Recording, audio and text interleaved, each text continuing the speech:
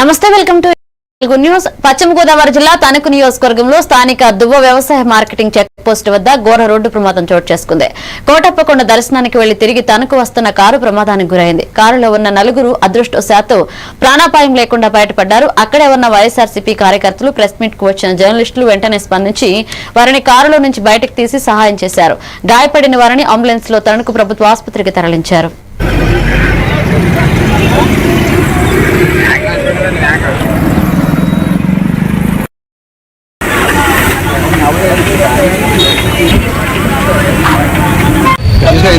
నల్ల అవుతుంది. ఒకసారి తప్పండి సార్, తీసుకొని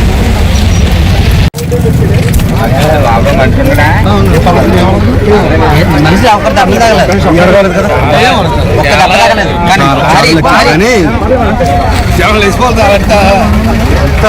సినీ పక్కన వచ్చింది. అంత బాగానే ఉంది కదా, దెబ్బ తగలేదు కదా.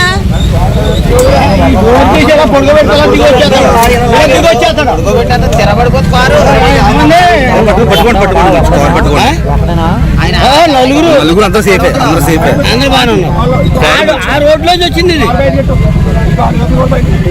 పైనుంచి